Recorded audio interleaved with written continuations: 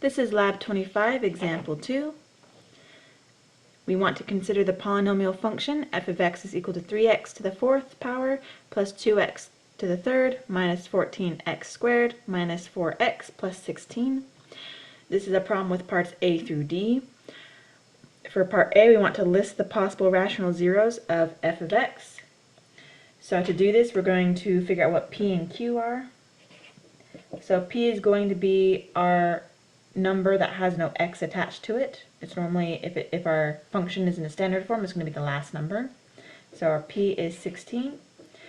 Our Q is normally going to be the first number, or it's going to be the coefficient before the largest x. So we have x to the fourth here, that's the biggest x power. So our Q is 3. And we're going to list the possible factors of P and Q. So factors of P, and this is going to be a plus minus kind of situation because negatives times a negative can also give it positive 16. So factors of 16 are going to be positive 1 and 16, and also negative 1 and 16. And then we also have 2 and 8. And we also have 4 and 4, so I'm just going to write 4 like that. And then factors of Q.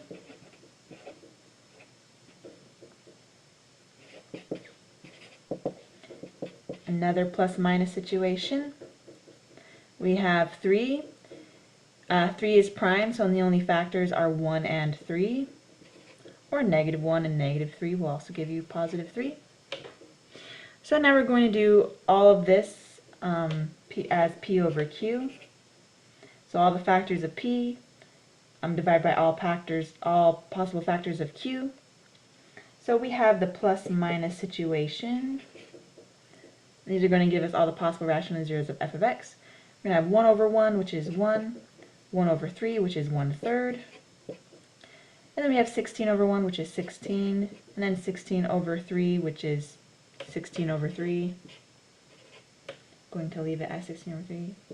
And then we have 2 over 1, which is 2, and then 2 over 3, which is 2/3. 8 over 1, which is 8. 8 over 3. You have 4 over 1, which is 4, and then 4 over 3, which is 4/3.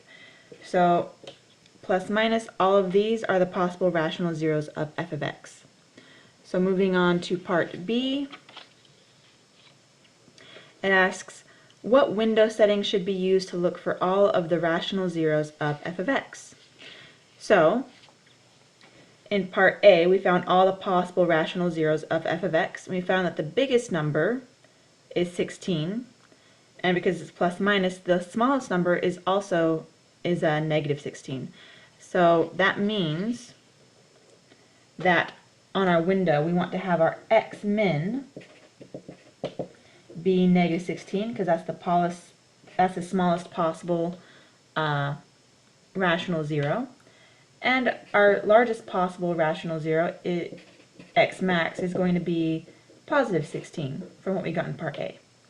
And then because we're looking at zeros, we want to look at where y is equal to 0.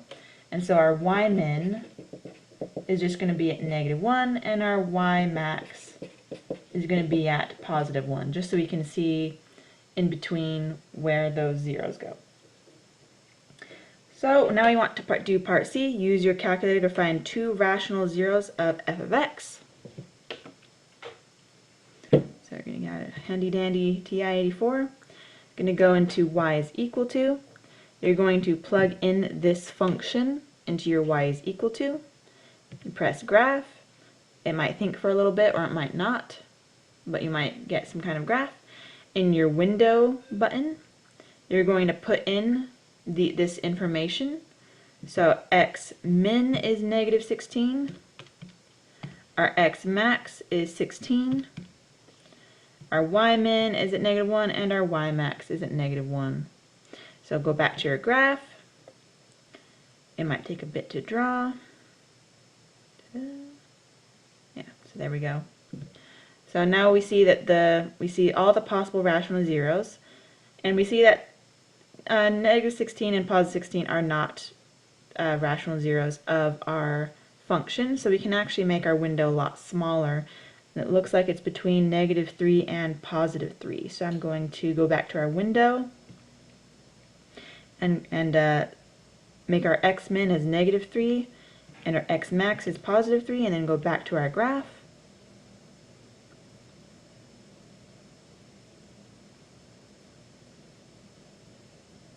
Alright, so now we see that we have 4 rational zeros. We have this one and this one where it goes past the x, and we have these two. Now it might be hard to see, but this is not bounce off the x-axis, it actually goes through it very shallowly, and then it comes through at the other side. So there's actually 2 zeros here on this right hand side here.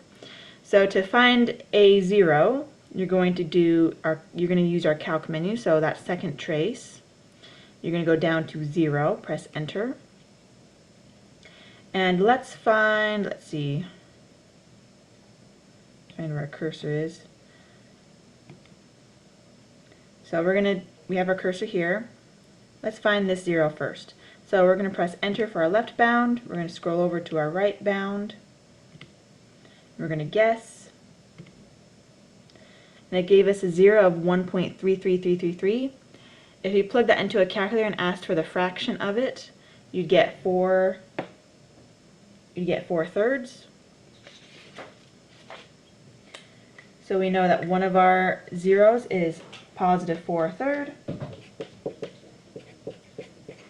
And we can do that over and over again with each of these zeros here. And what we get are the zeros of 4/3, -2, and we get the irrational zeros of ±1.414214. If it's a non-repeating decimal, we know it's irrational. And we want to figure out what this is in an easier format. It's going to be probably some kind of square root of some kind.